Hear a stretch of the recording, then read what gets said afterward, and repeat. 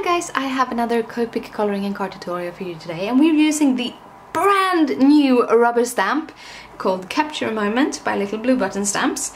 It's a whole stamp set. You get an image and you get a lot of different sentiments. So I'm going to use the image and a few of the sentiments to spell something out. And as I haven't been using rubber stamps very much lately, I thought I'd do something that rubber stamps are perfect for. We are going to do some paper piecing. We are going to use the Lillibean Soup paper pad when we do that. But first we are going to color the parts of the image that's not paper pieced. So we're going to stamp it on this piece of cardstock. This is some of the Copic Express It card, which I'm trying out, and I can tell you that it's actually handles very much like the Make It Crafty paper. So as much as I haven't colored very much on it, but it handles pretty much the same. I think it's a little bit different in that you get a little bit different texture of the image. Now we are not going to stamp the whole image, or we're going to stamp the whole image, but it's not going to be on the paper. I'm going to make sure I had a problem with this before, like that. I'm going to have her face in the middle. We're going to do some things with this later on, so we put it here. Then I have some room to cut the white off, and with it all stuck down, let's get coloring.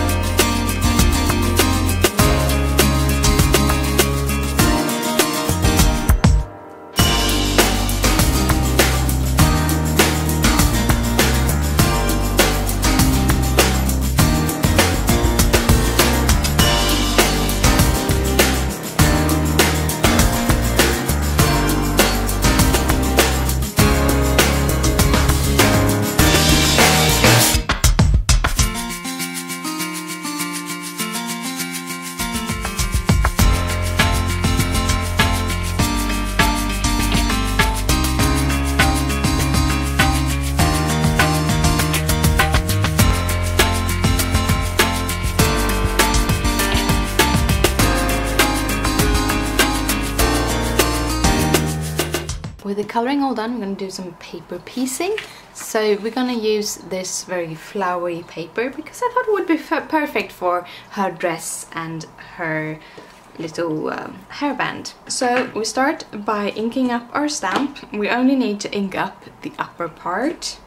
I'm going to use the Tuxedo Memento black ink because I'm actually going to colour on top of the pad and paper with my Copics. So first I'm going to stamp her. Then we are going to cut it out. I'm going to do the hairband first. And as I did with the fussy cutting for the images usually, I just move the paper and just let the scissor cut, sort of. So let's see, like that, and then we're gonna do the dress. And the dress actually has 2 parts, so we're taking the big part first.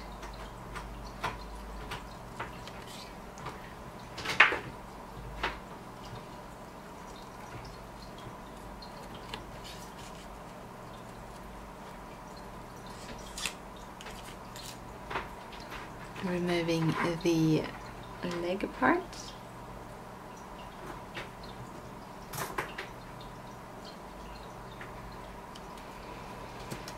And then she has a teeny tiny sliver on the bust of the dress that's shown, so we're gonna cut that out too. Like that. And then we're gonna put it on top of her, because we need to have some time for it to dry. So I'm starting with the tiniest bit, because otherwise I probably will lose it. Almost there. I'm gonna use some SIG 2-way glue pen to attach it with, because it has this little roller thingy, makes it easy to use. And also, using liquid glue, you have a little leeway in moving it around, which you don't have if you use dry glue like a tape runner. And then I'm going to do the dress, and I'm using the tweezers because I'm all shaky and I don't have that fine nails to keep it. So I'm just adding some glue all over the dress, just drawing it on, and then I'm adding the dress. And as the last part we have the little headband. So we're gonna, again, it's actually, I tried it out to put the glue on top of the cut piece. It's actually much easier to just draw it on like you would have with like a Copics or something, and then add the piece on top like that. Then we are going to add some shadows. I'm using the T markers from the Copics, T2, the T1 and the T0. Actually putting these up for you. Now you can see them. Because I used T2 because the T1 didn't show up enough. And then I'm just adding the shadows as I would have added with any other color. It's a very good way. If you don't have that many Copics, you can always use your grays to shadow with.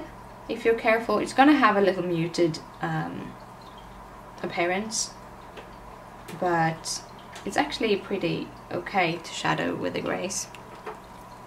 And that will make your Copics go further if you only have a few. If you're not like me and have the Copic addiction and needs to have them all. And I try not to do so much. I started with the darkest color, I went into the lightest color, because I don't want to color that much on top of the pattern paper, because it's not made for Copics. It might actually start pilling. So just do it very carefully and it will work out great. I actually done a whole lot of preparations today, because it took me a while to kind of figure the card out. I really love the stamp set, but how I would put the paper and the stamp set together and everything. And I've used my silhouette today. So we are going to stamp the sentiment. And I've picked together have a picture perfect day from all the sentiments that came with it. And we are going to stamp this in Versamark onto this, and then we're gonna white heat emboss it. So my heat embossing tool first to prep it. And you can always take like a damp paper cloth afterwards and just carefully pull it over your paper and the white will disappear. This will only help to remove the static so that the embossing powder only sticks to the Versamark. So we're stepping it here, hoping it's straight. We could use one of the Stampama jigs. It's sort of straight, but I'm not. I have one, but I wanted to make this easy. Then we have the white embossing powder. It's the Hero Arts white embossing powder. It's very fine detailed and I really like it. So we're using that on this one.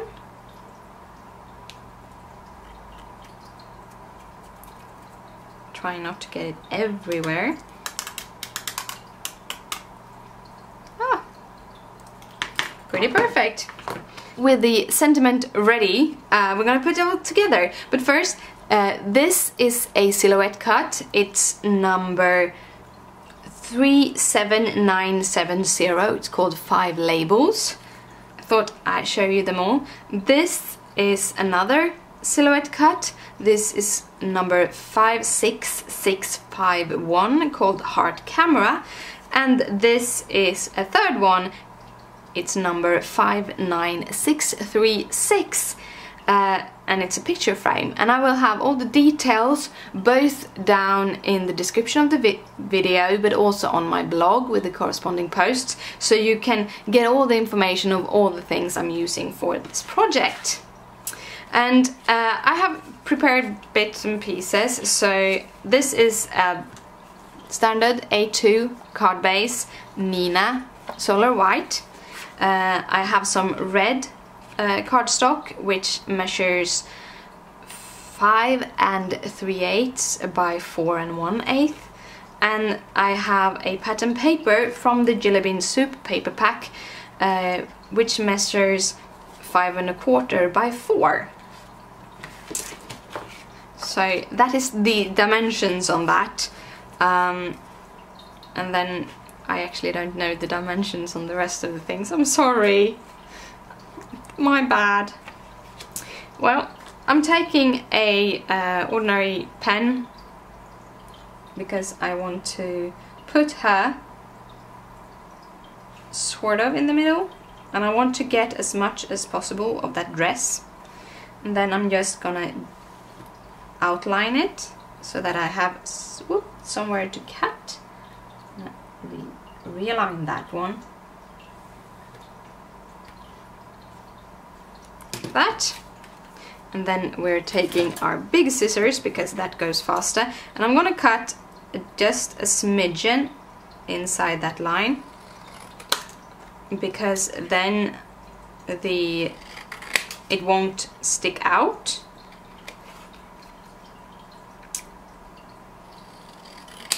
When I touch it, like that, as you see.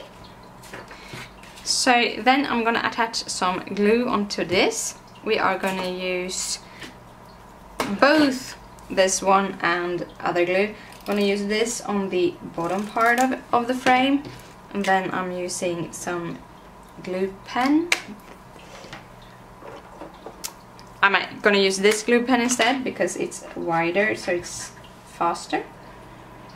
It's the same glue. It's the same SIG two-way glue pen. I love the glue pens. And then we are adding this to the back of the frame and just pushing that down like that. And that is that part of it. We're gonna start putting this together. Gonna get me crazy otherwise. Yeah.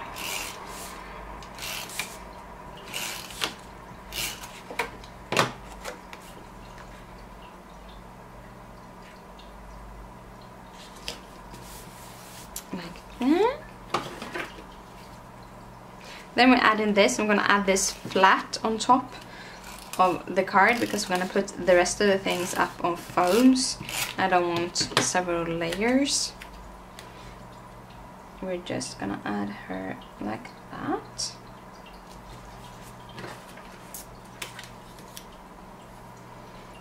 We're gonna take the higher foam that I have, just put it down onto this.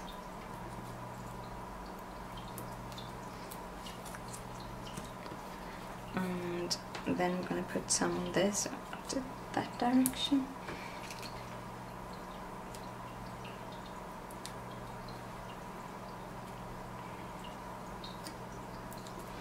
Put a little bit more spread out. And I think we also, I'm cutting these down into halves, and then I'm putting one on that corner and one on that corner, like that. And now we can put them on top, but I think we are going to use some glue first and put this on top of the card.